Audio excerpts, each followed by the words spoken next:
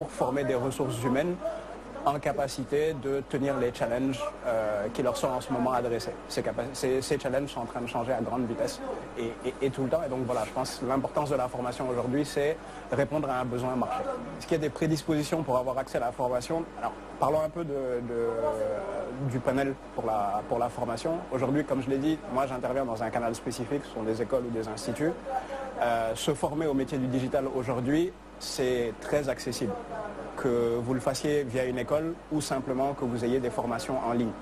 Pour peu que vous cherchiez quelque chose ou que vous sachiez ce que vous cherchez, vous avez toujours une formation qui est adressée à vous. Vous pouvez aussi vous former sur le tas. Et je pense qu'on a beaucoup de gens de la première génération de marketeurs digitaux ou même de gens qui font des sites web qui se sont formés sur le tas, donc par eux-mêmes. Parce qu'à cette époque, soit l'école, je prends mon exemple, l'école n'offrait pas ce type de formation, donc on s'est formé par nous-mêmes en regardant sur Internet et en étudiant. Pas mal des plateformes qui sont utilisées, Facebook aujourd'hui ou d'autres plateformes, offrent des modules de formation si vous savez chercher ou offrent en tout cas du contenu orienté formation pour pouvoir utiliser au mieux leur plateforme. Donc l'offre est vraiment très large. Je pense qu'on a un marché qui est assez embryonnaire, ça débute et c'est normal qu'on ait l'impression que ça aille un peu dans tous les sens. C'est normal, c'est quelque chose qui est en train de se former. Après, il y a quelques tendances qui sont en train de se dégager, il y a quelques plateformes qui sont déjà installées. On peut citer Jumia, Afrimarket, il y a pas mal de choses. Il y a des plateformes qu'on peut associer à du e-commerce, mais comme Expat Dakar, même si c'est plus des sites d'annonces. Et c'est donc un écosystème qui est en train de se former. Pour moi, c'est un marché où il y a encore beaucoup d'opportunités et la formation évoluera encore. Ce que je voudrais, c'est... Alors, renseignez-vous d'abord et précisez ce que vous voulez exactement faire, parce que c'est très vaste. Sachez les minima pour se lancer. Je pense qu'un des minima, c'est créer de la confiance avec le client et avoir des offres avec de la valeur. C'est vrai qu'aujourd'hui, l'accessibilité, on en parlait tout à l'heure, avec un WhatsApp, on peut très rapidement prendre un produit et mettre en ligne. Avec Facebook ou même avec des sites web qui coûtent quasiment rien, ou en tout cas le prix a beaucoup baissé, on peut très rapidement se lancer. Mais l'idée, c'est pas seulement de se lancer, c'est de tenir la route aussi. Et je pense que pour tenir la route, il faut avoir un produit de valeur. Il faut avoir une bonne connaissance du marché, même si celle-là, elle s'acquiert avec le temps et avec l'expérience. Quelques erreurs aussi. Et la formation, oui. Mais après, c'est à vous de choisir la formation qui s'adapte le mieux à votre profil. Est-ce que c'est une formation école, si vous en avez les moyens? Est-ce que c'est une formation sur Internet, si aussi vous avez les moyens de chercher ce qui vous va le mieux? C'est très ouvert et je pense qu'il y a encore beaucoup d'opportunités à saisir. Souleymane Cissé, entrepreneur ingénieur. Il est le précurseur de la vente en ligne. Comment il a pensé à créer ce type de métier? Aujourd'hui, quelle est la personne adaptée pour faire ce type de commerce? Comment doit être le comportement du commerçant digital? Pour répondre à toutes ces questions, nous nous sommes entretenus avec lui. Oui, effectivement, il y a eu une évolution entre-temps avec les nouvelles technologies et avec l'arrivée des réseaux sociaux, des sites internet qui sont axés sur le e-commerce. La tendance a changé et nous voyons de plus en plus de personnes intéressées par l'achat de produits en ligne. Et étant donné que c'est quelque chose de très intéressant et de très prometteur, vu qu'au Sénégal, nous sommes tous en train d'évoluer vers le digital, lentement mais sûrement. Alors, le fait d'avoir un site de e-commerce qui, en plus de vendre des produits bio, rend service à des personnes qui ont non seulement pas le temps d'aller au marché, qui n'ont pas le temps de faire leur achat eux-mêmes, vu qu'ils sont au travail ou bien chez eux. Donc le fait de faire la commande en ligne, de trouver les produits qui les intéressent et d'être livré chez eux en 24 heures ou bien 48 heures et de payer en ligne via des systèmes comme Visa, Mastercard ou les transferts d'argent est une chance, ou disons une opportunité pour toute personne qui évolue dans le e-commerce et qui cherche à faire valoir ses compétences et ses services. Voilà. Nous sommes en train de voir les réseaux sociaux qui prennent le pas sur les ventes de produits en ligne. Et il y a les réseaux sociaux qui sont là, il y a aussi les sites de e-commerce qui sont là, mais le marché a tendance à prendre de plus en plus d'ampleur. C'est-à-dire de plus en plus, les gens mettent en avant beaucoup plus le produit en ligne que les produits physiques. C'est-à-dire le fait d'être dans un environnement comme les réseaux sociaux, comme Facebook d'ailleurs, Facebook, tout le monde est en train de créer des groupes sur Facebook pour vendre des produits sur Facebook. Et on se rend compte que Facebook est en train de prendre beaucoup de place au Sénégal. Et ce marché est en train de prendre aussi de la place parce que tout le monde, même vous, si vous le voulez, vous pouvez être un vendeur en ligne avec vos propres produits et sans avoir une certaine compétence technique cadrée sur les réseaux sociaux. Mais, étant donné que aussi qu'il faut avoir un site internet, e-commerce, parce que toute entreprise professionnelle se doit d'avoir un site e-commerce qui est, comment dire, une continuité de ses services via le digital. Donc c'est un marché qui est en plein essor et qui est en train de continuer à grandir lentement mais sûrement. Il faut aussi que les gens s'adaptent aux nouvelles technologies. Comme vous le savez, tout le monde n'a pas la même facilité de comprendre les nouvelles technologies, mais ça se fait avec le temps et avec, disons, l'accompagnement des personnes qui sont concernées. Alors, réseaux sociaux égale e-commerce. Du moment qu'on vend en ligne, les réseaux sociaux peuvent considérer comme étant un e-commerce. Pour Facebook, pour le cas de WhatsApp, on ne peut pas payer sur WhatsApp. Parce que sur WhatsApp, vous êtes obligé d'être en face-to-face, en face-à-face, pour faire un paiement. Et c'est un paiement qui est physique. Alors que sur Facebook, vous pouvez toujours faire un paiement, soit c'est électronique, soit c'est biométrique. Donc, voilà. Donc ce sont disons que ce sont des éléments qui sont complémentaires et c'est toujours pour faciliter la vente des produits pour les clients. Donc ce sont des éléments qui peuvent être ensemble en même temps. Le fait de prendre sa trottinette, son chariot et d'aller faire ses courses, pour certaines personnes, c'est un plaisir. C'est extrêmement important d'être en contact avec le marchand, le vendeur, d'avoir cette facilité, cette, ces relations clients. Il y a des personnes qui ont envie de ça et qui veulent et qui ont envie de garder cette relation-là. Par contre, d'autres personnes aussi, via des contraintes physiques ou de temps, préfèrent faire leur achat en ligne. Alors, vous savez, maintenant, il y a tellement de sites de e-commerce, de vente de produits alimentaires que l'écosystème est en train de permettre à toutes les personnes qui ont tous les revenus de pouvoir faire leur achat en ligne en même temps. Et encore mieux, il y a même cette possibilité de payer en plusieurs tranches vos achats de produits alimentaires via en ligne. Donc, à mon humble avis, ce sont deux éléments complémentaires, aussi bien le physique, aussi bien aussi que le digital. Par rapport à ça, c'est très important parce que le fait de vendre des produits qui ne sont pas fiables, si vous êtes une société, peut vous faire perdre beaucoup de clients. Alors, comme on dit tout le temps, un client qui est satisfait ramène 10 clients. Et un client insatisfait vous fait perdre un gros marché.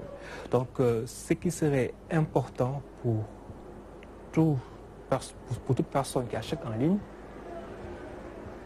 des produits dont lui n'a pas vraiment confiance et qui n'a jamais vu, de faire des recherches sur cette entreprise-là, de voir les commentaires des gens qui ont déjà acheté ce produit, s'il y a cette possibilité-là, et de contacter le service ou l'entreprise qui vend ce produit. Parce qu'il est important que le client soit au courant de toutes ces informations-là avant de faire son achat. Et si en plus il fait son achat dans un pays qui est à 10 000 km ici, le fait de recevoir un produit qu'on ne peut pas retourner est très dommageable. Alors si c'est un produit qui est local, essayez de faire le plus de recherches possible avant d'acheter ce produit-là. Surtout sur l'avis des clients qui ont déjà acheté ce produit. Parce que c'est déterminant dans vos prochains achats. Actuellement, les commerces de proximité sont toujours considérés comme des éléments importants. Parce qu'il ne faut pas oublier aussi que toutes les régions ne disposent pas d'outils technologiques ou bien d'accès à Internet. Donc disons que le commerce de proximité est compatible en fonction de la région.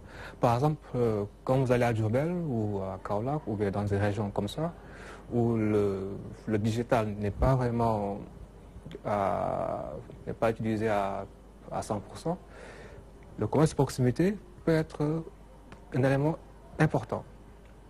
Maintenant, pour Dakar, où nous voyons chaque personne a un smartphone, chaque personne est connectée à Internet, ce commerce de proximité peut être, disons, un point numéro 2. Parce que si on a cette facilité de tout faire avec son téléphone, d'acheter en ligne avec son téléphone, de payer ses factures avec son téléphone, d'être vraiment connecté avec tous les éléments qui vous facilitent un certain achat, je pense que ce sont des éléments qui peuvent faciliter la vie ou bien du client ou bien de toute personne qui aimerait faire ce achat en ligne. Mais toujours est-il qu'il faut atteindre une certaine maturité digitale pour que le commerce de proximité soit remis en second plan. Du moment que nous sommes habitués à utiliser notre smartphone pour communiquer, pour payer, comme vous le dites, via des transferts d'argent ou des paiements de factures et autres, etc. Je pense que, comme je l'avais dit, inconsciemment ou même volontairement, disons qu'on prend goût, sans même s'en rendre compte, à ce e-commerce qui est facilité par l'utilisation des smartphones et des nouvelles technologies. Alors, par exemple, il est plus facile pour vous, par exemple, de payer via votre smartphone plutôt que d'aller faire la queue au niveau des agences Senelec ou SDE pour payer votre facture. Donc, mais en plus, même le fait de ne pas avoir un smartphone avec un simple téléphone, via les codes USD et autres, vous faites justement du e-commerce sans même vous en rendre compte. Mais c'est juste avec l'habitude et qu'on apprend à faire certaines choses sans même s'en rendre compte. Il faut savoir que pour avoir accès au e-commerce, il faut d'abord être connecté. Les produits sont mis en ligne. Donc sans connexion à Internet, on ne peut pas accéder à un site e-commerce ni même aux réseaux sociaux pour faire ces achats en ligne. Donc je pense que la base de tout cet environnement digital est d'avoir une bonne connexion à Internet, quel que soit là où vous êtes.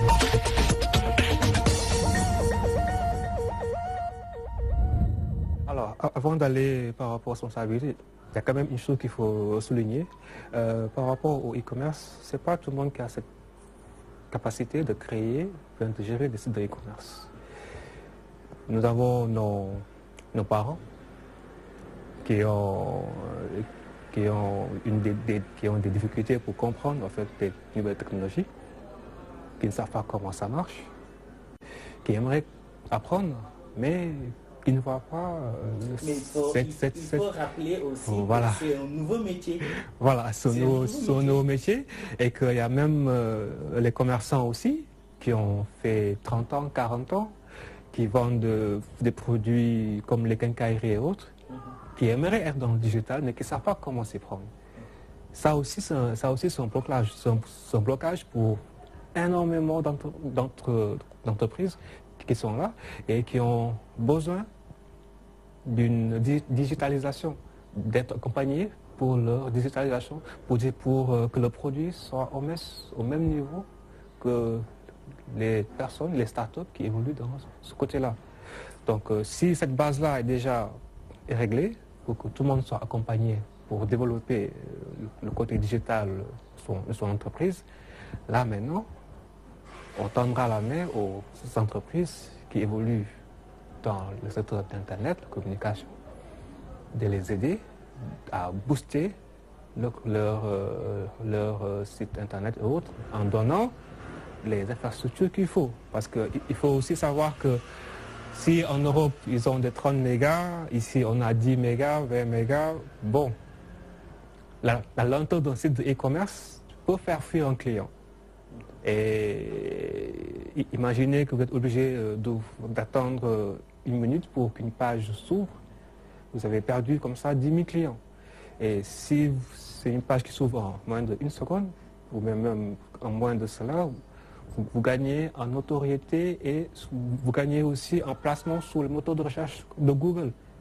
Parce que Google aussi, plus une page est accessible, s'ouvre très rapidement, et plus le moteur de recherche vous met dans les principaux mots-clés en même temps, en fonction de vos produits. Ce sont des éléments qui sont très importants et que je pense que tous les opérateurs doivent aussi essayer de penser à ça. Il faut d'abord, comme premier élément, il faut savoir que pour payer en ligne par Visa et Mastercard, il faut soit avoir une carte prépayée, soit avoir un compte bancaire. Et la carte est reliée à votre compte bancaire. Donc il faut d'abord que ces deux éléments-là, de base, soient utilisés par le maximum de personnes. Donc d'où un taux de bancarisation qui soit assez élevé. Sans cette base-là, il est difficile de faire des achats en ligne pour des paiements via Visa et Mastercard. Donc une fois que ces deux éléments sont réglés, là maintenant, le problème, comme on dit, ne se posera plus. Parce que nous avons des banques qui accompagnent ce genre de mode de paiement en ligne. Et je pense que un élément majeur serait intéressant, c'est que l'on puisse aider les gens qui ne comprennent pas en fait comment marche ce système et qu'on puisse les accompagner dans des formations, qui sait, parce que vous savez, il m'est arrivé une fois de recevoir un client qui ne se connaissait rien en paiement en ligne, en e-commerce et tout. Il m'a dit, j'aimerais payer en ligne, mais je ne sais pas comment faire. Donc je lui ai dit, en fait, monsieur, c'est très simple. Merci d'abord de m'avoir contacté, c'est très simple. Il vous suffit juste d'aller acheter une carte prépayée, ou alors d'aller dans une banque, ou bien votre banque, de voir votre chargé de clientèle qui vous connecte votre carte bancaire, et via cette carte bancaire-là, que vous allez mettre sur notre système en même temps. Et notre système est sécurisé. Ou alors, exactement, par rapport à la sécurité, tous les sites de e-commerce doivent avoir la sécurité en SSL. C'est la norme, ça veut dire HTTPS, c'est une norme qui montre que votre site est sécurisé, d'abord de 1, et de 2, tous les paiements sont sécurisés en même temps. Et pour répondre à ce monsieur-là, je lui ai conseillé si c'est trop compliqué pour vous, vous pouvez aussi payer par transfert d'argent, par Orange Money, par Wari, ou bien par Johnny. Étant donné que ce sont des éléments que tout le monde utilise avec facilité, le monsieur m'a dit, ok, il n'y a pas de souci, je préfère payer par Orange Money parce que je suis habitué à payer par Orange Money. Les entreprises qui sont de la vente et la consommation, je leur dirais de prendre en compte le fait que le client est roi. C'est un facteur important dans tout site de e-commerce ou bien dans tout type d'entreprise. Même si le client est capricieux. Le client est roi. Je conseillerais à toutes les personnes qui évoluent dans l'e-commerce ou bien qui veulent être dans l'e-commerce, s'ils veulent être dans la communication, de passer par les réseaux sociaux ou par Google Ads. Et de ne pas se lancer juste à la va-vite ou bien parce que c'est par effet de mode. Non, c'est pas ça. Si vous êtes entrepreneur et que vous voulez être une start-up qui est très bonne, il faut prendre en compte l'environnement et le contexte du pays. Parce que les mêmes produits que les gens ont besoin en France ne sera pas le même produit que les gens ont besoin ici. Tout part d'un besoin pour finir un projet. Aujourd'hui, vers la qualification et aller à la rencontre du métier de commerçant digital ou bien encore e-commerce. C'est la vente en ligne. Il y a une formation, mais surtout, il y a un comportement et surtout le rapport qualité-prix. Vers la qualification, l'émission qui vous oriente vers les métiers. C'était ça votre émission d'aujourd'hui. Nous vous donnons rendez-vous bientôt pour une autre formation et un autre métier.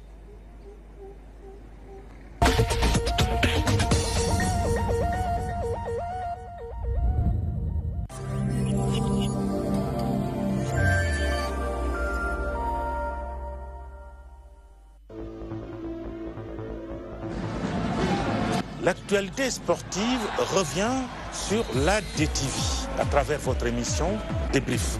Tous les sports seront de rendez-vous. Le basketball, le football, le handball, l'athlétisme, les arts martiaux, bref, c'est tous les sports sur la DTV à travers votre émission Débrief.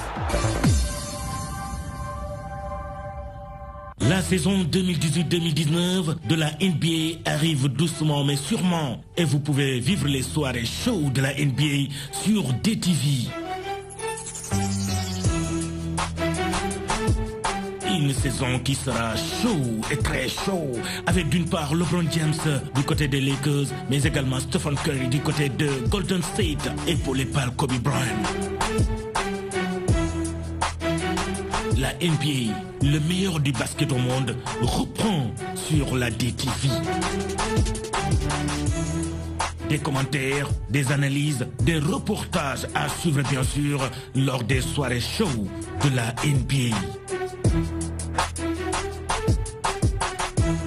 La NBA, c'est la magie du basketball mondial sur la magie de la télé. DTV.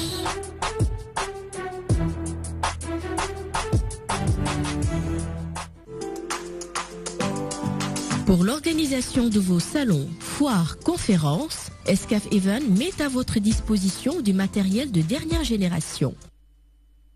Des chapiteaux de plus de 1000 m², des tentes de 9 m², des tables et des chaises standards, des tables et des chaises VIP, des écrans plats de dimensions variables et des panneaux numériques. Escaf Event, c'est aussi vos événements clés en main avec du matériel de sonorisation high-tech et des estrades pour podium. Escaf Event, une expertise avérée pour l'organisation de salons, foires et conférences. Escaf Events, l'assurance d'un événement réussi.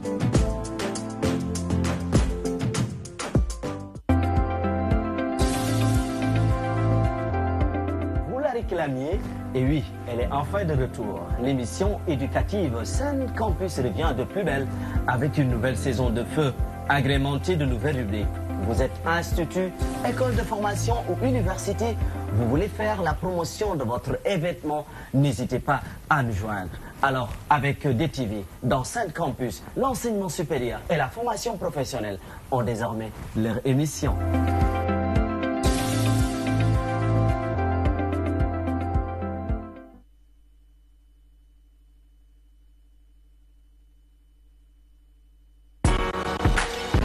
Le goji séché, le fruit du bonheur, le plus puissant produit naturel d'anti-vieillissement et d'antioxydants, enfin disponible. Le goji séché, distributeur exclusif, Excaf, Business Trading, rue 14 prolongée, HLM 1 Solida.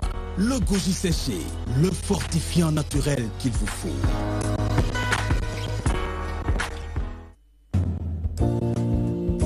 Le signal de la télévision numérique terrestre TNT est uniquement accessible aux décodeurs homologués par l'État du Sénégal et estampillés TNT by Excaf. Ces décodeurs doivent faire l'objet d'une identification préalable au niveau de l'opérateur de diffusion Excaf Télécom.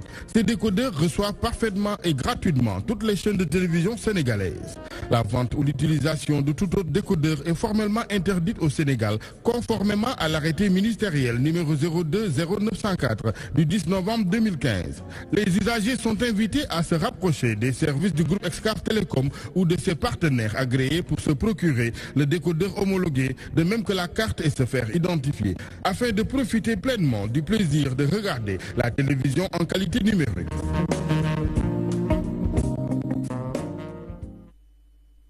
Vous voulez de la visibilité, valoriser vos produits ou même promouvoir vos événements? Profitez de la promotion exceptionnelle sur la DTV. Et oui, pour un spot acheté, un offert. Maneli Nerne, Budget Gedayo, qu'on y ni bëgg fësal seeni produit. Gaaw leen gaaw, profito ci promotion Noël ak fin d'année bi. Service commercial 76 644 50 50 ou le 76 644 50 58. Ak DTV, dundu leen fin d'année bu neex te xewale.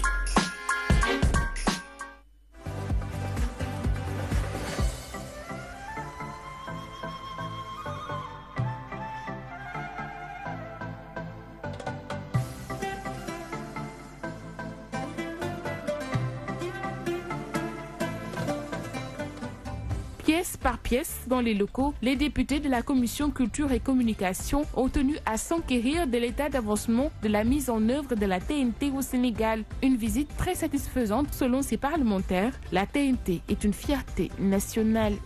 Évidemment, nous sommes ravis de constater que ce sont des Sénégalaises et des Sénégalais qui font ce travail.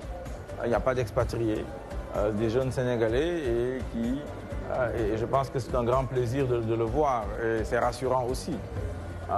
On dit qu'on n'est pas rentré dans l'histoire, hein, mais enfin tout cela, je crois que ce n'est pas vrai, on le démontre tous les jours.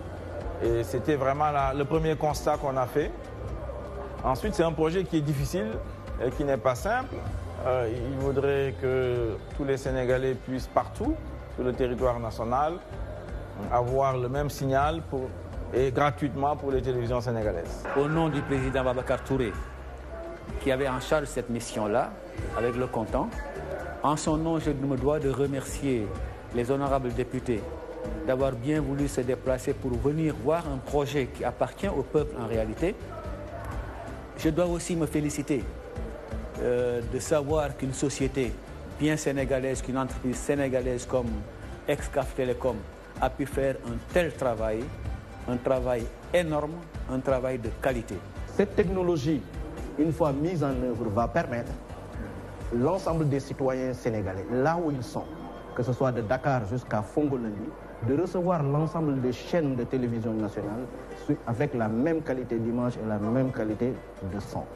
Vous voyez déjà qu'un député du peuple qui vient visiter une technologie qui va venir satisfaire son peuple dans la réduction de cette fracture télévisuelle est déjà un pas extraordinaire. Bon, notre premier devoir était de les informer du travail effectué par Excaf, du rôle effectué par les employés, les Sénégalais qui travaillent pour nous, et également de magnifier le partenariat qu'on a avec l'État du Sénégal et avec les Sénégalais. Parce que nous travaillons pour les Sénégalais, nous travaillons à ce que ce projet-là serve de modèle, de tremplin pour l'ensemble des entrepreneurs sénégalais. Après 2 ans de mise en œuvre, le signal couvre 90% du territoire national. Sur les 14 régions du Sénégal, seuls Kolda et Sédhiou n'ont pas le signal de la TNT, une situation qui s'explique par... Pour mener Kolda, pour mener Sédhiou, il faut que les régions souffrent. Même RTS, qui est le Sénégal, il y a des problèmes. J'étais directeur de la télévision RTS. Il y a des problèmes qui couvrent les régions. Nous avons ndax bu ñuy quitter diffusion bi ñu nekk ni analogique dem ci diffusion numérique bi bu ñu tëb defandoo ko Sénégal yëpp amul fenn ci àdduna da ngay jël benn gox ni fii laay commencé mu du nekk sax région politique mais région administrative bu ko defee administrative région physique rek ni li féete Dakar dinañ leen wax ni délai sangam na ngeen wut seen décodeur ku ci amul décodeur Pour arriver à 100% de numérique au Sénégal, le gouvernement doit mettre en place des mesures nécessaires pour un basculement définitif de l'analogique vers le numérique. Ainsi, le décodeur sera obligatoire pour tous. Ce qu'on leur demandera, c'est qu'au moment du basculement, parce que le basculement se fera région par région, d'aider à sensibiliser dans leur propre région les gens à acquérir le décodeur qui est indispensable, la carte qui est indispensable pour pouvoir bénéficier de toutes les chaînes de télévision sénégalaises gratuitement, mais aussi de tous les services interactifs qui sont compris et que ceux qui ne peuvent passer que par ces décodeurs-là. Nous leur demanderons, à temps utile, de nous aider à sensibiliser leur région quand ce sera autour de leur région de basculer. Il va falloir que le gouvernement qui est en train de mettre en place les outils avec la société de gestion puisse vérifier que tout cela s'est bien fait pour passer au basculement. Ça, c'est le travail de l'État. Mais ce qu'on nous a montré, en dehors donc, de quelques régions, Sédhiou et Kolda, il faut le dire, et peut-être Kédougou, sur le plan géographique, évidemment, pose quelques difficultés techniques, mais ne sont pas insurmontables. Je pense que cela va être fait, et dès lors que tous les problèmes financiers également qu'il y a derrière, il faut le dire, ce n'est pas facile pour un groupe, même si c'est un grand groupe qui fait 10 milliards de bilan, et quand même, c'est lourd, c'est quelque chose que l'État aurait dû faire, et donc c'est des privés qui le font. Évidemment, ça veut dire que ce n'est pas simple, il va falloir les aider à sortir la tête de l'eau, et je crois que ce sera fait. Inévitablement, on n'a pas le choix. C'est un investissement énorme qui a été effectué par le groupe Excaf. Un risque financier également, parce que nous n'ignorons qu'aucune somme n'est demandée aux contribuables sénégalais. Nous comptons sur notre créativité, notre engagement pour respecter nos engagements. Et avec l'appui de l'État et des autorités, c'est un projet qui est arrivé à son terme. En 42 ans, le groupe Excaf Télécom a développé une expertise numérique inégalable. La TNT est un moyen de renforcer l'écosystème numérique du Sénégal. Le temps de quelques heures, ces parlementaires ont découvert comment se passe la transmission et la diffusion des chaînes du décodeur TNT by Excaf. Tous les matériaux ont été mis en place pour offrir aux Sénégalais des images et sons.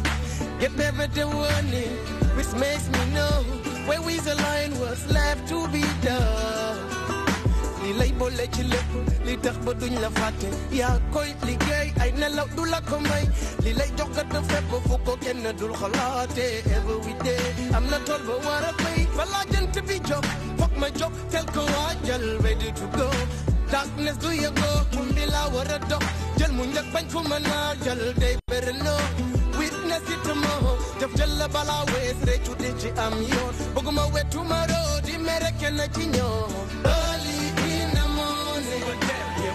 Got to down the blizzard, got a long way to go. Well, I just to be jump early in the morning. Move it, pull your to stop. You might down the blizzard, I really need to know. Well, I just to be jump early in the morning. Early in the morning.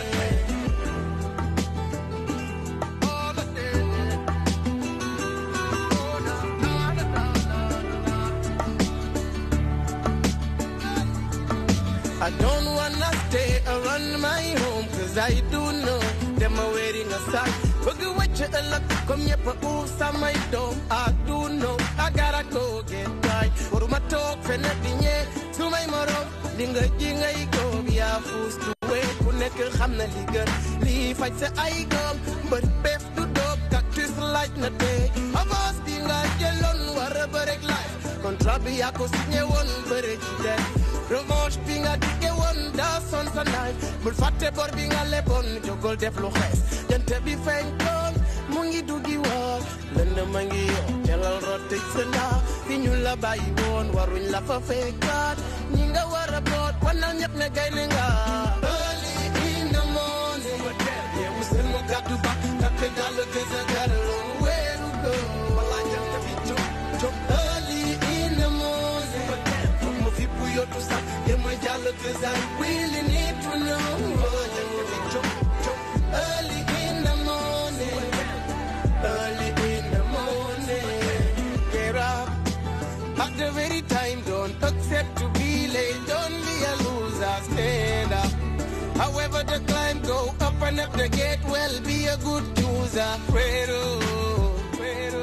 Wagumanu Redo my sister oh na na na na na na na na na early in the morning you still got the back to back and down cause I got a long way to go early in the morning we'll keep me up to start then we're down cause I really need to know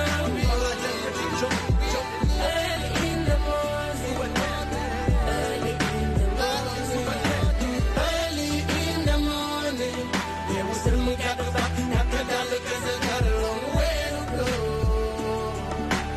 early in the morning for more people you to stop then we jolly cause I really need to know early in the morning early in the morning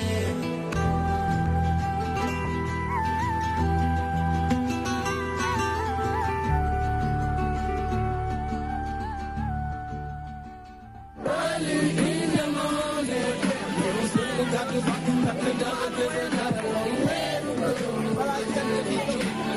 early in the morning for more people you to stop then we jolly cause I really need to know early in the morning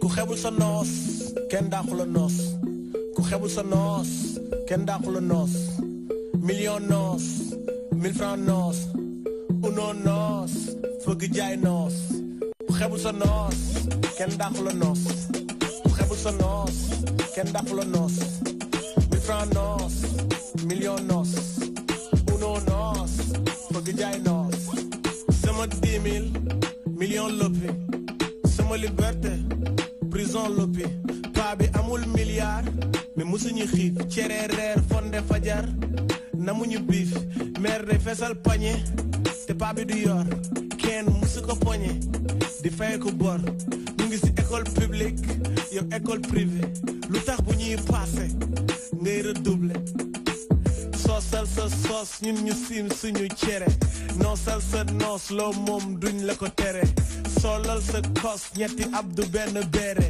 lii def sa boss ci sa xel la du si yére ku xebul sa noos kenn dàqu la noos ku xebul sa noos kenn dàqu la noos million noos 1000 francs noos uno noos fëgg jaay noos ku xebul sa noos kenn dàqu la noos ku xebul sa noos kenn dàqu la noos 1000 francs noos million noos uno noos fëgg jaay noos am nañu dëxin gënal miswi am nañu jasneer gënal luvi boo amul li nga bëgg da nga yem si li nga am ku la gis jox la gëdd li ngay dund duñ ko xam sama dignité sa doole poche nit day nite même buy xoos nit a ngi ci région yi ñeewul ki ne capital nit yor na ay milliards di jàppante hôpital sant yàlla buñ si tolle fi tey dox pas à pas doy loolu lépp lim ñu may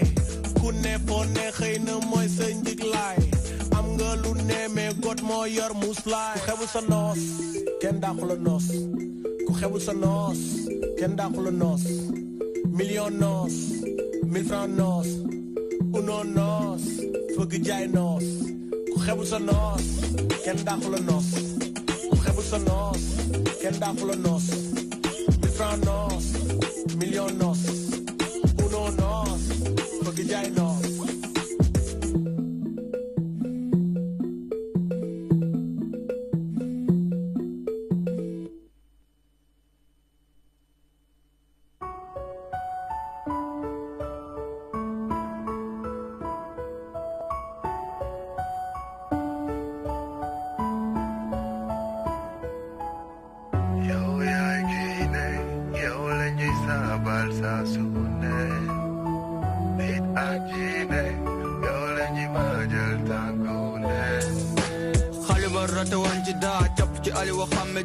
xamal léegi dàq xamu xam-xam li mujjee ko wuti bu daaji ba woon ci cin ngërëm li yam ci tëgg ba bu doon moom rek du ñuul jaaraama borom matt ma moo ko xam ba ki fournir ma tos bi sax amuñ fayam ki nekk noppi nekkal ñu nag fële lépp yam ñu jafandu ci bankaasam sàmmoo ki ndigalam bañ mu soppeeku ya tax may dox bañ digalam muhammadan ba abadan ma tay yeg ci daayiman waajur yi tàggan mat ngir ëllëg ma rëcc ci daayiman wasila bi garanti ma ak wirde bi may gindee ñàkk wéeru waaye wóorul sa naf su doy na la firnde mag ñi ko nootoon démb ndam li tey sax na dàq diwi sawe woon a meññi mujjee sax dàq 500 yi doy na sant 6e bim ñu cëralee moteur bu mobile loon lu jukkee ci moom yàgga sooxe yow yaa giine yow lañuy saabal saa su ne nit ak giine yow lañuy maajal tànku ne sa jaam yi xamuñu gaan sa jaam ñi xamuñu gaan ci waari amuñu gaan ci waari amuñu gaan saa su ne ñun dañuy sant saa su ne ñun dañuy sant saa su ne ñun dañuy sant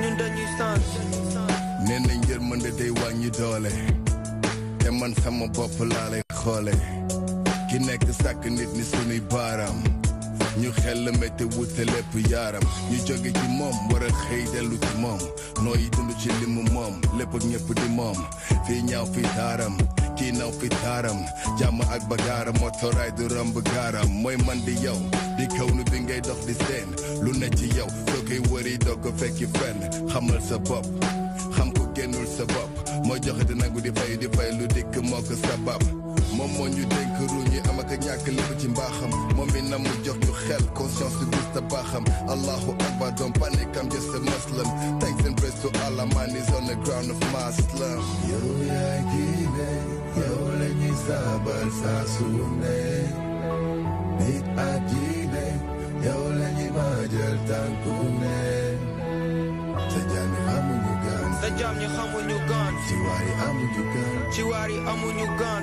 saa su ne ñun dañuy sant saa su ne ñun dañuy sant saa su ne ñun dañuy sant ñun dañuy sant yëg-yëg bi gën na gis mënul romb maatale du ma tay di la sant mënoon ngaa def ma tële jarul xool ñi ma tane lu fees ci xol xajul ci bët alhamdulillah li nga mujjee ci xel ñu mën la suuxat ci ruuñu nii teele ruux xam-xam bi yokk ngëm réer weesu wul gëmi ba sam wet di nekkinam li la wan demb gis nga tey mënul juum sa suba ki ko sooke sooriwul misaal bang sa lixlaas ba sant yaay ki ma jox yaay ki ma jox baay bi ma wan misaalu góob jàng yaay ki ma jox soppeeki waay doolay xàll joon ñëpp kontaan ci seen góor bu dul yow du ñu doon bay fëgg sunu dënn di ndamoo li nga moom ba ci pepp sunuy gënd yaay maalikul muluk ñun say defu lañu yow yaay ki ñu ñuluk yërëm ñu ay dof lañu yow yaay giine yow lañuy saabal saa su ne nit ak giine yow lañuy maajal tànku ne sa jaam yi xamuñu gaan sa jaam ñi xamuñu gaan ci waari amuñu gaan ci waari amuñu gaan saa su ne ñun dañuy sant saa su ne ñun dañuy sant saa su ne ñun dañuy sant ñun dañuy sant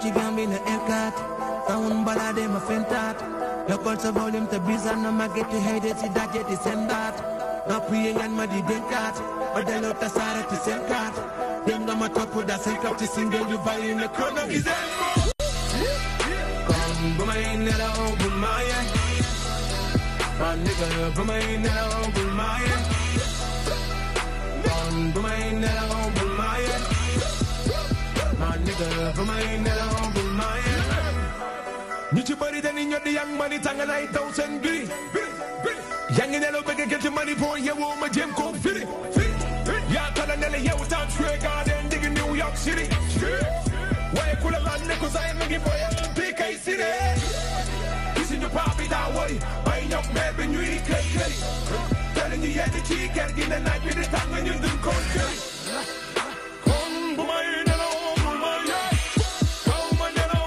doy foog mi daa ne soo ma yee bu ma wutul lu ma yóbbu kër ga maa ne ma fa fa wuute lu nu wute mooy da nga bëri nelaw man dama gunde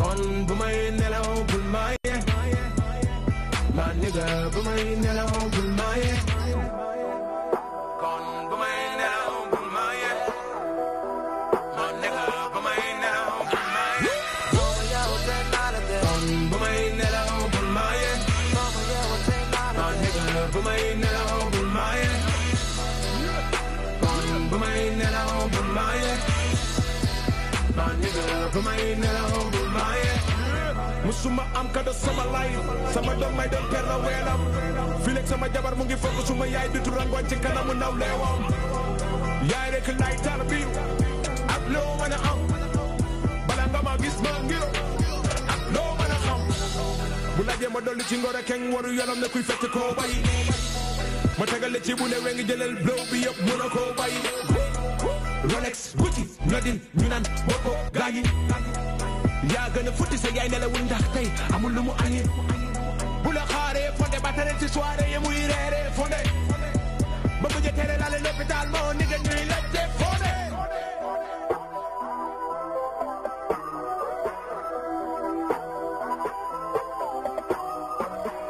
yaa ngi ci Gambie na R4 tawun balade ma fentaat yokkal sa volume te bisaan na màgget di xëy de si daje di sendaat nopp yi ngeen ma di dénkaat ma dellu tasaare dekkaat dem nga ma topp da say kap ci single yu bàyyi ne chronovisé kon bu may nelaw bul ma yee ma nigga bu may nelaw bul ma yee kon bu may nelaw bul ma yee ma nigga bu may nelaw bul ma yee kon bu may nelaw bul ma yee ma nigga bu may nelaw bul ma yee. Application DTV. La magie de la télé vous suit partout dans le disponible sur les supports Windows, iOS, iPhone, Android et tablettes. La DTV sous vos yeux partout à tout instant. Avec la DTV, vivez la magie de la télé.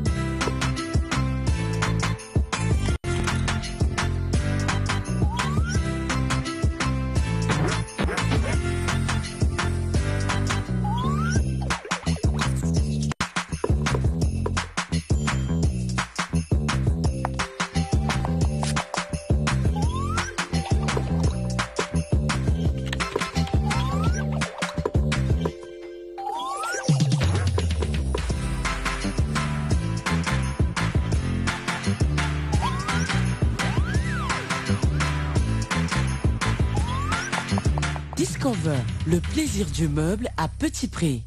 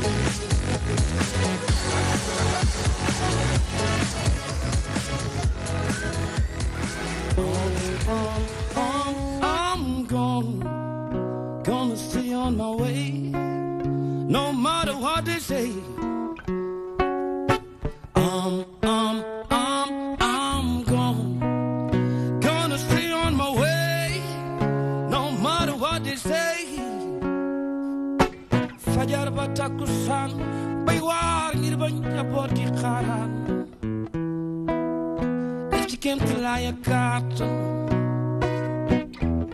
jàpp moom jàpp bañ a bàyyi duñu xaar di tay duñu xaar di xati xam ne loo liggéey moom du yaa ko moom moom moom moom moom I'm gonna stay on my way no matter what they say. I'm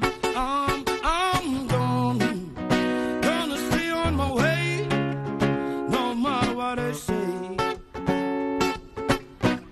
Being there every day with some good music we play. Every man has a mission and mine is music every day. Chanting your power all the way, no matter what they say. I'm gonna stay on my way, no matter what they say. I'm gonna stay on my way. God, tomorrow shall be a brighter day.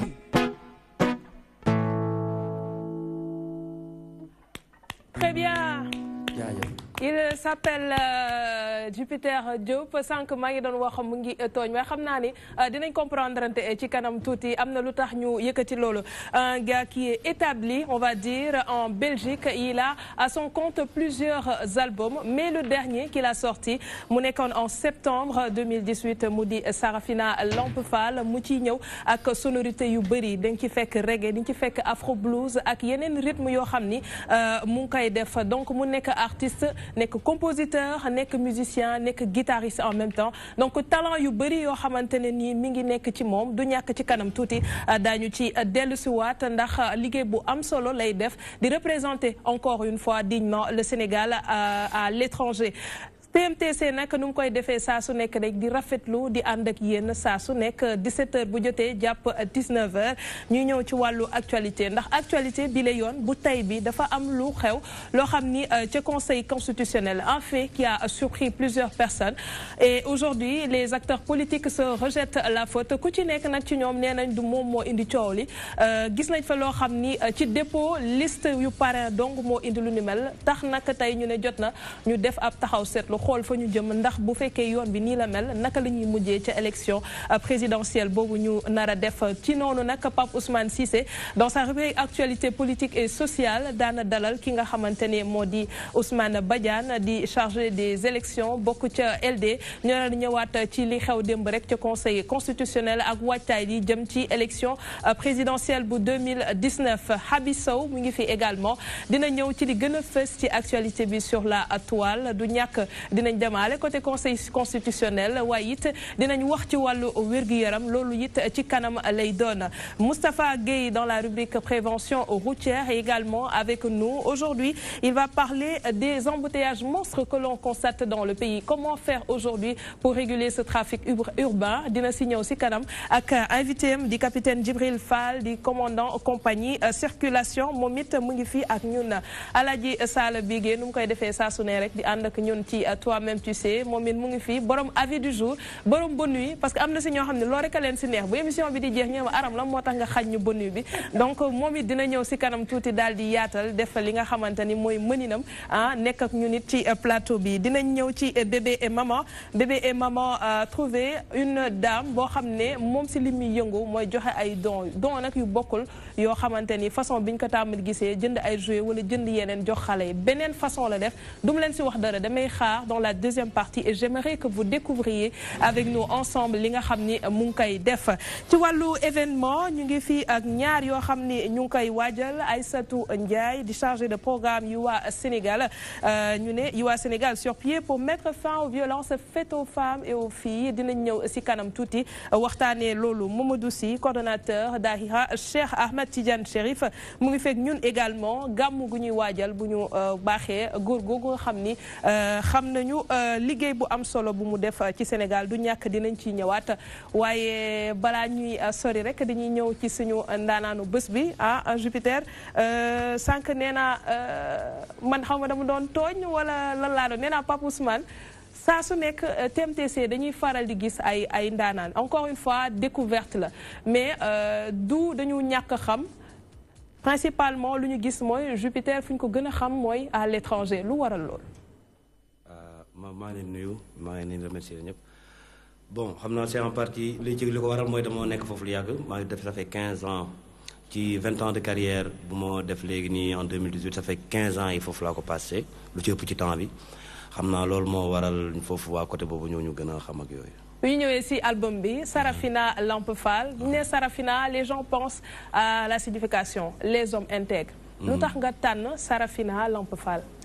alors nom wu Sarafina mu ngi jógee ci benn collectif la Sarafina benn collectif musicien la bu nekk Mbour mais am na benn partie boo xam ne sax ñu ngi évoluer au niveau Europe ay Bruxelles ak yooyu.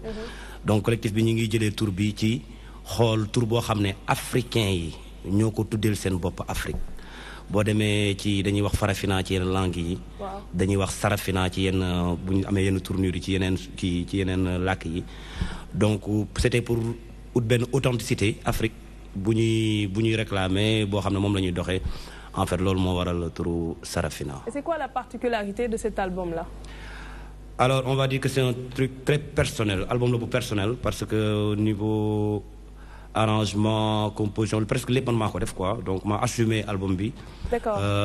Je pense que c'est la première fois may def loolu ci 20 ans de carrière yi ma jël benn moment may def album boo xam ne c'est très personnel. Et puis ma choisir aussi génnee ko Sénégal ma ne damay dem ba Sénégal ma génnee ko foofu def promotion bi foofu. bu ñu ñëwee encore une fois si sa jaar-jaar xool sa cursus ak ni nga évoluer day jaaxal encore nit yi ñu gis koo xamante ne dafa concentré lépp lu muy def jëmee ko ci Baye Fall yi donc gëm-gëm la wala dafa nekk connexion boo xam ni da nga ko découvrir avec le temps lan moo indi choix boobu noonu. Bon, je l'ai découvert avec le temps parce que moi judo moo nekk Baye Fall suñu waa dama juddu jàng comme nit yi dem alxuraan jàng école dem ba université Cheikh Anta Diop ci après loolu sax laa découvrir effectivement philosophie Baye Fall ak li ci nekk ak jàngale yi mu nekk affaire boo xam ne dama koy épouser à 300%.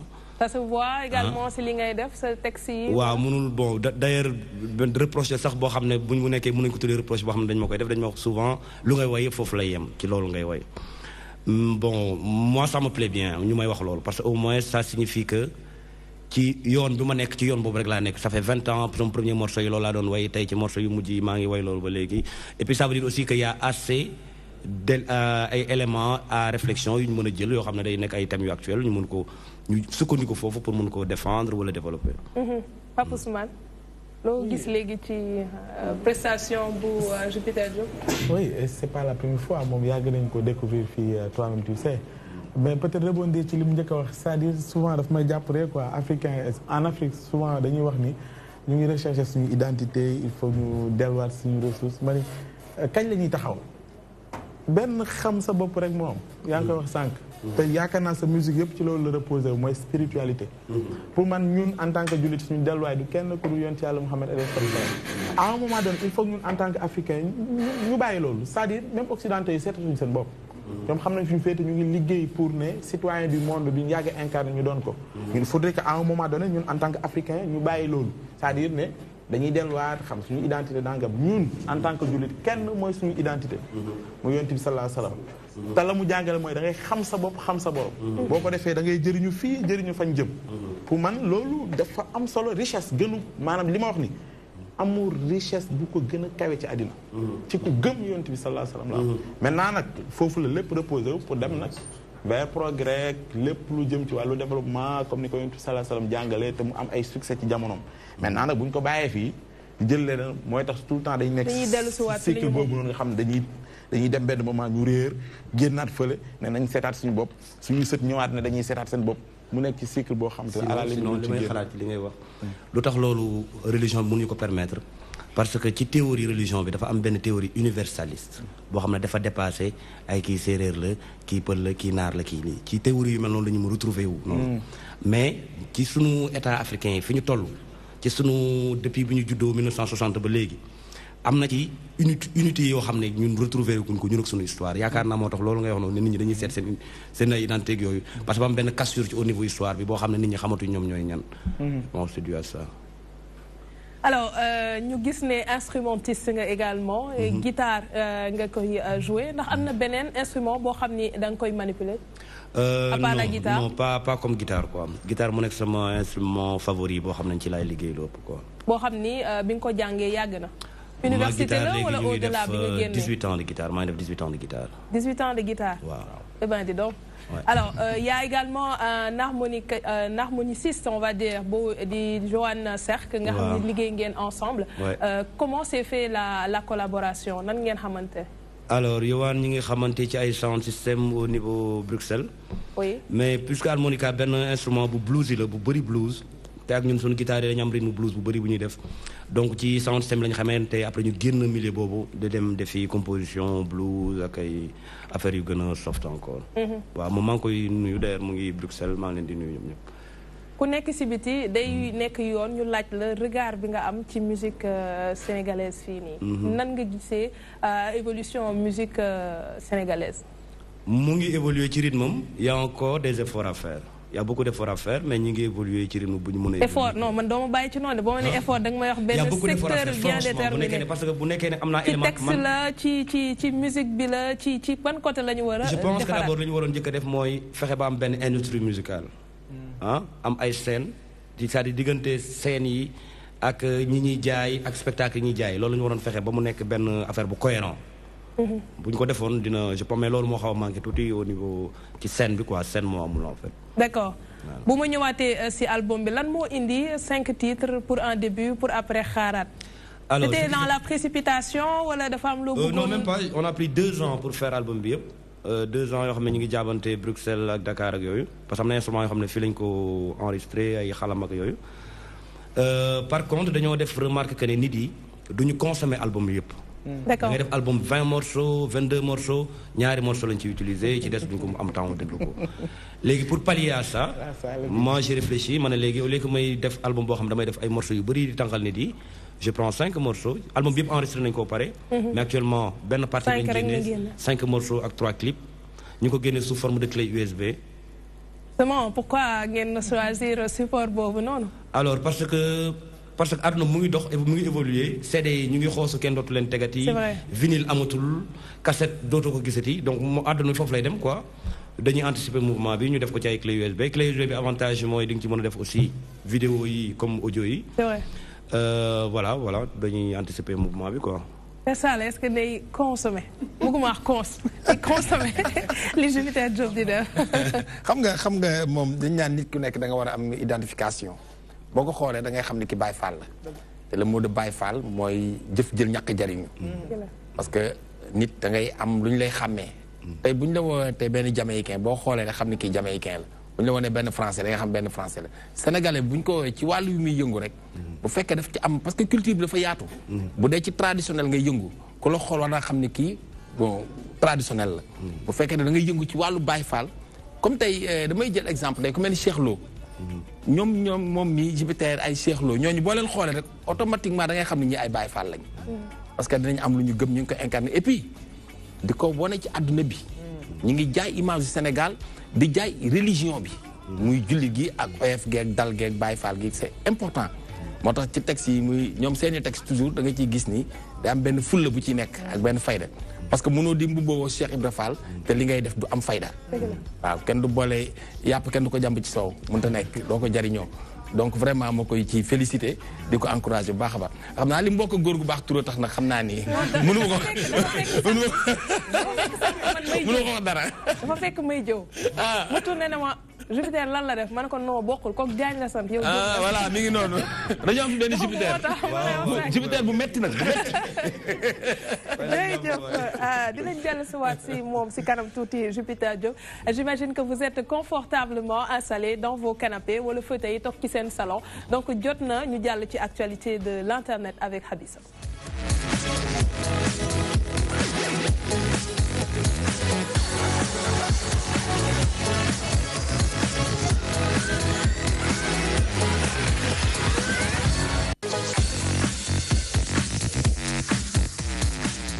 Alors, la première actualité, c'est sur Dakar Actu, Conseil constitutionnel, ambiance délétère des dépôts de parrainage. Effectivement, Ndeye Arame Touré, depuis des mois guddi foofee ca Conseil constitutionnel nga xam ne ubbi woon nañ dépôt fiche yi nga xamante ne moom lañ doon defee collecte de parrainage waaye tamit liy dëggal ni yow candidat nga à la candidature mais démb dafa am lu ñu fa nemmeeku mooy ay xeexoo lu ci mel ni que mandataires yi ak ñi nga xamee ni sax ay candidat lañ ci boppam mu doon loo xamante ne nag jaaxal na trop askan wi li fa jot a xew ana lan moo tax way politique yi di xeexoo wala sax di buuxante naan man maay njëkk a déposé wala dooma njëkk a déposé mu doon nag lu nga xam ne doy na waar ba ci tard dans la nuit ci guddi na lool sax ñu nekk fa dañoo mujj rek pour rétablir ordre bi foofu dañoo mujj rek déployer ay gendarme ñu teg leen foofu pour ñu mën a disperser foule bi ñi nga xam ne dañoo jotoon a ànd ak ñenn ñi nga xam ne ñoom lañ àndal wala ñeneen ñi nga xam ne sax dañoo ñëw pour rien que pour buuxante njëkk a dugg ci salle bi joxe seeni ay fiche. Monsieur Badiane a ngi fi bokk ci waa Benno yaa ngi ma fa woon démb conseil constitutionnel si guddi. non man nekkuma fa woon suñu mandataire moo fa nekkoon mooy madame Mimi Touré. alors buuxante bi nga xamante ne nii gis nañ ko fa ba ñu malmené sax ñenn ñi am na vidéo ñu seetaan gis nañ ci mandataire Benno mu di madame Aminata Touré ñu malmené ko gis nañ tamit Malick Gakou également dénoncé ne lu mel noonu ñu xëy tey ñëpp ñaawlu li nga xam ne moo amagum ca conseil constitutionnel alors que ci dépôt palais rek lañ toll. waaw bon bala ma dugg tool dama bëgg vraiment rafetlu émission bi mooy suma 3e émission. vraiment à chaque fois bu ma fi ñëwee damay am bànneex bu mag a mag parce que man ndeeti bi ci laa bokk. dëgg la moo tax sànq bi ma ko suma turandoo waxee Ousmane sori laa jóge woon ma ne ko nag je vais tout faire pour yàlla def sax ma agsi avant émission bi commencé. ñi fi nekk aussi ma xam leen kii suma xarit la Alaaji Sala Bigué di ko ñaanal yàlla ci màkk bi mu jógee na delluwaat yàlla may ko fan wu gudd yokk yéen ñëpp aussi yàlla sàmm leen daal. bon. li am démb c'est vrai ñëpp a ko ñaawlu man nekkuma fa woon parce que mandataires yi en principe lañ convoqué wala candidat bi mais bu mandataire bi ñëwee baax na bu candidat bi ñëwee aussi baax na parce que mandataire bi candidat bi la fa nekkal li tax nag man rafetlu ma ko moo di ñi def loolu dafa fekk mooy ñi laaj réew mi pour nekk ci boppi réew mi ginnaaw nag yaay laaj fonction bi nga xam ne moo gën a kawe dans une république mooy fonction président de la république je crois que ak lu yàkkamti defe naa dal war na fa mun a am tey war na fa mun a am ordre war na fa mun a am discipline mun na fa am c'est vrai nag sénégalais ñun liñ gis moo di souvent lu mu munti doon dañuy buuxante boo ñëwee ci boulangerie noonu la mel boo ñëwee ci bitig yi noonu la mel lu ñu def marché bi aussi foo xam ne fii normalement daal ngeen transposé yóbbu dañu war a rang ak yooyu kii ak yooyu waaw mais pour man ça excusez bu ko daal. très bien. je crois que maintenant enjeu bi moo di ne nga lu tax c'est que ni parrainage bi demee moo di xam nga ren candidat yi dañoo bëri déjà ñi woon candidat à la candidature ëpp nañ 100. dëgg am na ñu rocceeku ci te li principe parrainage bi wax moo di bu fekkee dafa am ñu parrainé ay liste yu bëri liste bi nga xam ne moo njëkk a ñëw ci conseil constitutionnel. tur ya fa nekk moom la ñuy jàpp. d'accord bu amee yeneen liste ñooñu duñu leen jàpp. dinañ dellu je crois que moo tax donc ñu dugg ci mais pour man loolu expliqué wul ñuy buuxante ba vraiment comme ni ñu ko may defee ci mbedd mi parce que c'est pas n'importe quoi le conseil constitutionnel. Papa Ousmane ni ma ko gisee nii am na ay kii yu mu bëgg a sànni mais dañ koy bàyyi ba parti am ñëwee rek mu dugal Moustapha suivre nga également fait bi nga xamante ne ñu ngi koy wax ne moo am démb ca conseil constitutionnel. waaw man damay laajte su fekkente ne dépôt candidat à la candidature moo demee nii kon élection yi bu ñëwee nu ñuy def parce que souvent dañuy gis ma jël exemple bu ndaw mbër yi dañuy ngemb di këppoo suuf ñu leen di gañ mais ñii li ñu def démb moom moo raw këppoo suuf. parce que pour man lii politique affaire noble la politique affaire élégance la d'autant plus que ña fa nekkoon ils doivent être des références ku ci mel ni ay Aminata Touré ay Malick Gakou c'est des personnes yoo xam ne ils aspirent à diriger ce pays là donc dañu war a wane exemplarité kon tey jii suñu demee foofu di fa buuxante man j'ai vu des images yoo xamante ne warul woon sax dugg ci internet bi parce que ça ne fait pas l'image du Sénégal donc su ma gisee image yu mel noonu damay laaj tey élection yi kon ci ban rythme lañ ko nar a jëmale parce que bu dee déposé kese moom moo mel noonu ba ñuy déployer ay gendarme foofu noonu kon élection yi fan lañ jëm fan la ñu jëme ñoom li ñu leen di wax daal mooy à la retenue ñu xam ne réew mi ñoom rek moomuñu ko am na ñoo xam ne ñu ngi fi politique te dara yóbbuwu leen réew mi rek moo leen ñor kon ñu dellu ak dal déposé li ñuy déposé dem toog xaar élection yi moom ki yàlla décidé na kii falu ba pare te électeurs yi tamit ñoo moom seen carte kon jarul buuxante jarul xëccoo ku nekk demal waxtu wa nga war a dem déposé nga ñëwaat mais li ñu gis dem vraiment ñaaw na quoi. Très bien, Père Sala. xam nga dafay am yoo xam ne dafay commencé dugg ci réew mi te ñi ngi ciy bàyyi xel sax ñun ñi ñoo ngi ciy wax yeneen organe ñi ngi ciy wax barki dem assemblée nationale ay xeex di fa am tey ñii nga xam ne tey dañuy laaj réew mi dem ba fi nga xam ne ñoom dañu war a nite feeñal seen nite ñu fay def matadi ku am yàllaa la jox ku ñàkk yàllaa la xañ waaye doye di nit a koy teg boppam nit du doye di te yow da ngay laaj réew moom ñi la koy jox dañuy yaakaar ne ci sax mat kenn sax matul ndax yàlla mooy matal doomu aadama mais yàlla mooy fell ci nguuram jox nit donc yàlla du yónni ku ñaaw du yónni ku nay du yónni ku dof yow bu dee da ngay laaj réew waroo bokk kon ci camp boobu waroo dof-doflu même boo ñaawee war ngaa mën a puudaru mën a rafet bon waa ñaaw nag quoi ñaaw jikko laay wax voilà jikko quoi bu njaakan taaru kanam laay wax wala kii jikko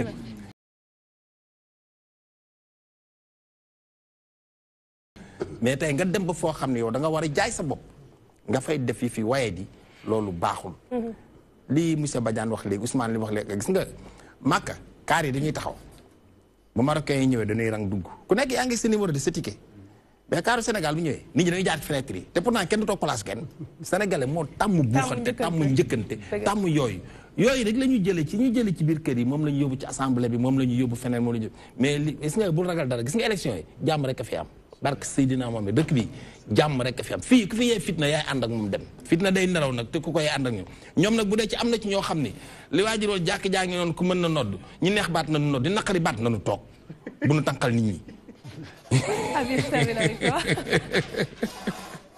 pour clore rek Ndeye Arame mooy ñan ñoo war a nekk exemple ci réew mi ñi nga xamante ne si ñooy aspirer pour jiite ñu su dee ñoom ñooy xeex di dóorante ay kurpañ donc bu violence amee feneen buñ ko ñaawlu donc dañuy gis à chaque fois politique yi ñooy faral di ñaawlu violence yi faral di am alors que ci ñoom la njëkkee la preuve démb wane na ko donc koo xam ni da ngay laajte institution bu mag a mag peut-être que war nga am comportement ba nga xamante ni kii jël kartam di la ko sàndil war na la naw ci jikko ba mënal jël kartam nga doy ko sàndil la ko mais démb lu ñu gis démb dafa ñaawal suñu image au fait ndax ñi nga xamante ne ñoo ñu war a jiite tey bu ñu nekkee fii di xeex bu ñu rombee keneen di xeex amuñu droit ne leen yam leen. Merci Habi Sow et nous en venons à la rubrique actualité politique et sociale et c'est tout de suite.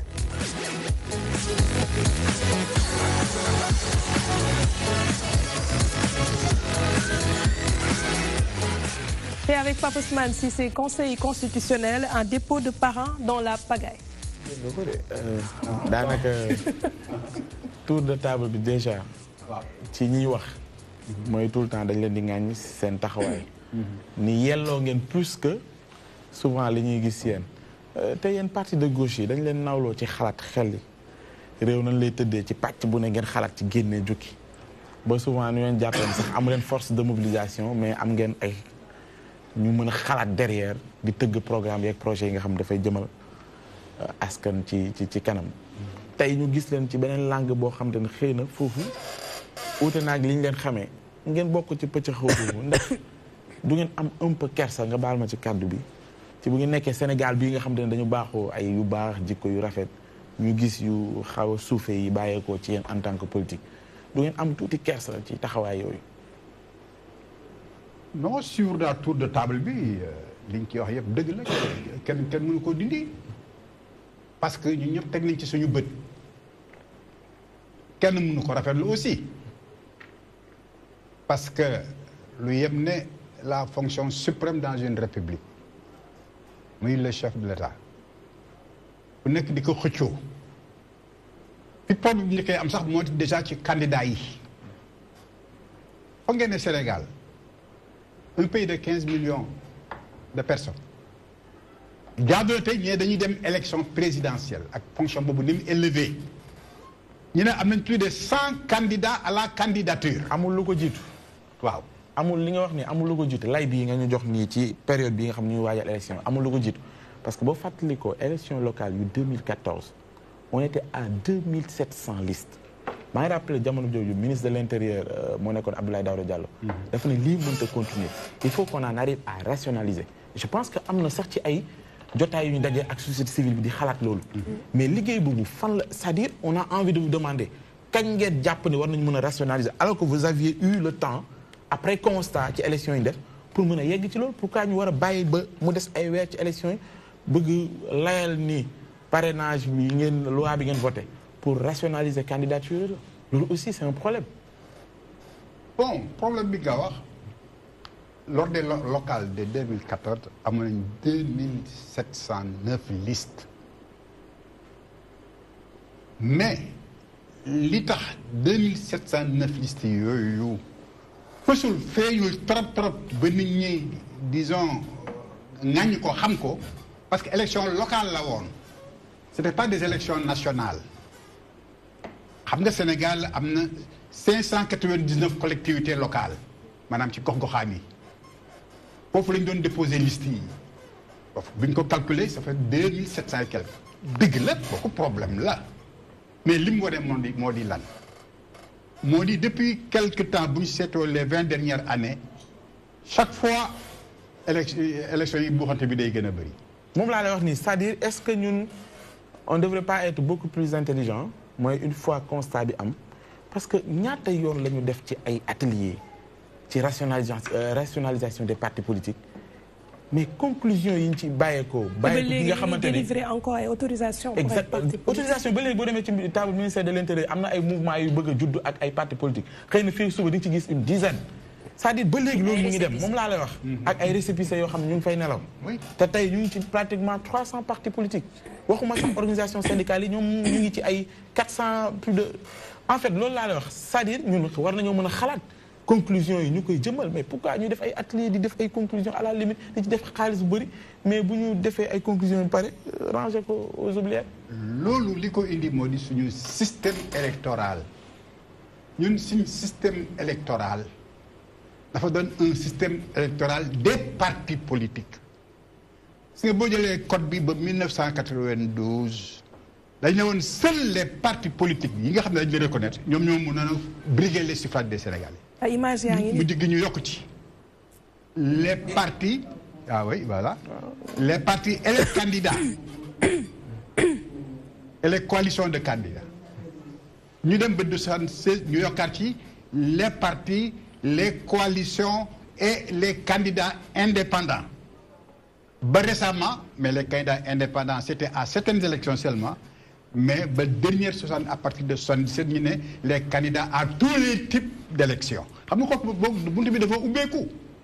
il y a 300 partis politiques légalement constitués, en plusieurs coalitions. Les candidats indépendants à tous les types d'élections. Quand nous sommes candidats indépendants, le code de dit, ku nekkoon ci parti mais jóge nga fa benn at avant élection yi wala koo xam ne kii mosoo nekk ci benn kàddu. on est d'accord loolu yëpp. kon boog Sénégalais bu nekk tey mun nga doon candidat indépendant. waaw d'accord mais war na am ay garde-fous derrière yu ko war a mën a encadrer. foofu lañ leen doon xaaree. parce que yéen a nekk ci nguur gi.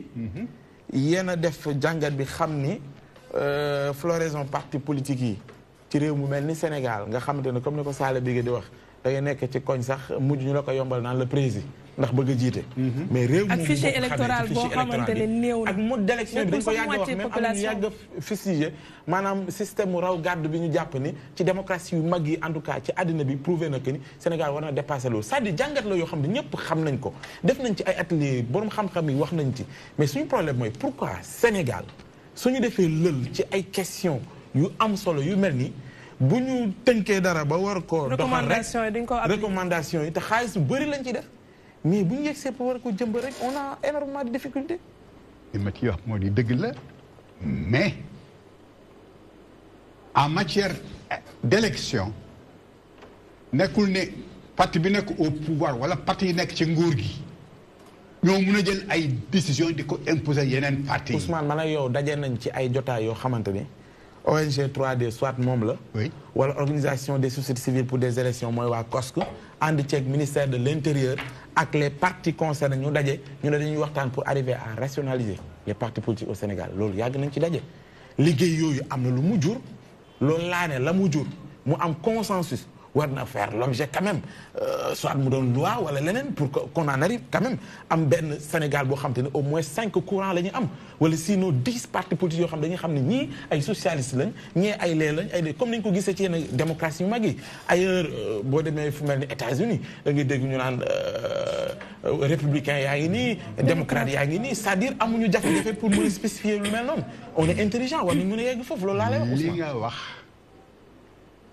problème la parce que li nga wax problème la parce que boo xoolee évolution Sénégal parti benn parti unique moo amoon pratiquement ba 1960. Ousmane bu ñu def ak histoire wallaahi loolu yëpp xam nañu. voilà Ousmane est-ce que ngeen nangu ñu da ngeen a laaj ji rek ngeen puus jox ñeneen ñu ñu toog am na kon kay nangu na léegi passe à autre chose. expliqué la c'est-à-dire que foog nga expliqué la. échec la Ousmane jóge nañ ci kooku am 4 courants échec guñ jóge nañ ci kooku am 4 courants.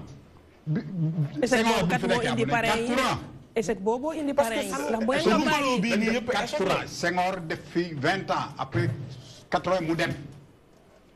bi ki ko remplacé ñëwee Abdou Diouf ne léegi jàkka daa ngi ku mu nodd ñëwal nodd. waaw mais yéen bu ngeen laajee réew mi ne mën ngeen yéen bu ngeen ñëwee da ngeen di xool ne kat ku mu neex mu nodd d'accord mais ñii nodd nañu seen baat neex comme ni ko Sall bi nga wax. loolu nag mooy intelligence. loolu nag moom am parce que président de la République même bu jiitee réew mi partem la am ak yeneen parti ont une égale dignité. bu fekkoon loolu la kon mu yomb.